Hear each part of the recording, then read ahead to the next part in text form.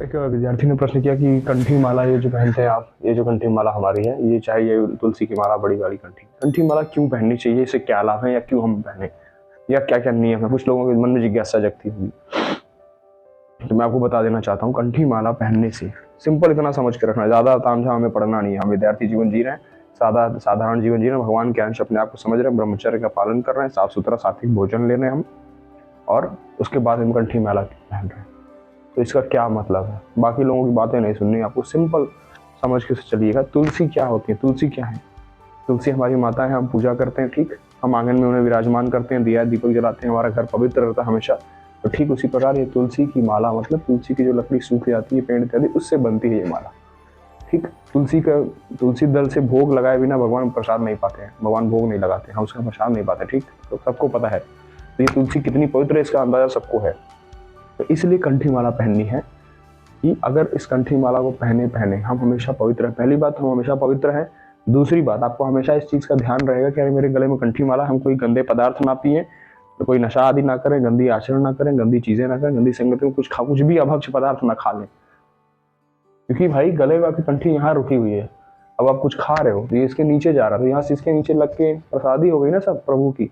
तो जो प्रसादी आप प्रभु को चढ़ा सकते हो सिर्फ वही खाओ, इसलिए कंठी पे धारण करते हैं। कंठी धारण करने के बाद मनमानी आचरण आप नहीं कर सकते, कभी कुछ भी खा लें, कुछ भी पी लें, नहीं। बहुत बहुत लाभ है इसके। हम कह रहे हैं कंठी आपने जानना, हमारी मृत्यु आज हो जाएगी, कल हो जाएगी, कौन जानता है।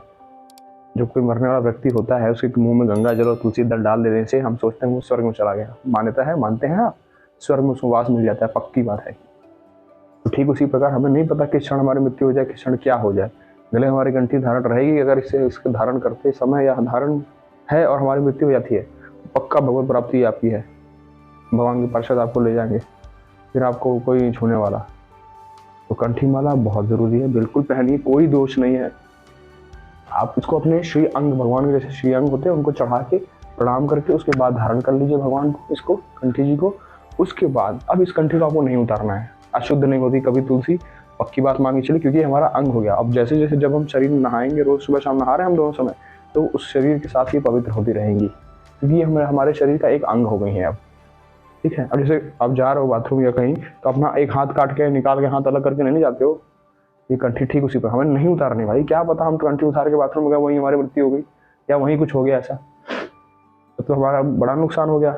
इसलिए कंठी कभी नहीं उतारनी, हमेशा ही पवित्र। तुलसी कभी अशुद्ध नहीं होती, गंगा जी जैसे अशुद्ध नहीं होती कभी, ठीक उसी प्रकार बिल्कुल पहन के रखिए। सब पहन सकता है, किसी में निषेध नहीं, कौन पहन सकता है कौन नहीं, बस पहनने के बाद ये सब आचरण नहीं करने, झूठ नहीं बोलना, गंदी चीज़ें नहीं बोलना, भगवान का नाम जब चलना चाहिए, कुछ भी अभक्ष पदार्थ नहीं खा ले रहे हो आप, वही खाना जो प्रसादी चढ़ाने योग्य हो, ठीक। इस मुंह से किसी की बुराई ना हो रही हो, कंठी पहनो, गले से आवाज़ निकलती है हमारे करते से, तो किसी की बुराई ना हो रहा, ये सब मर्यादा का ध्यान रखना प्लीज़, इसलिए कंठी पहनते हैं।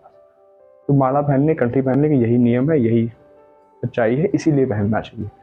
एक और कोई खास बड़ी बात सोचने की जरूरत नहीं है, सब हमेशा पवित्र है, पहन के पवित्र आचरण करिए, आपके अंदर सात्विकता आए, सात्विक भोजन, सात्विक रहना, सात्विक रहनी सहनी हमारी, ब्रह्मचर्य का पालन, खूब निष्ठावान और कर्तव्य का पालन, किसी की निंदा बुराई नहीं, ठीक।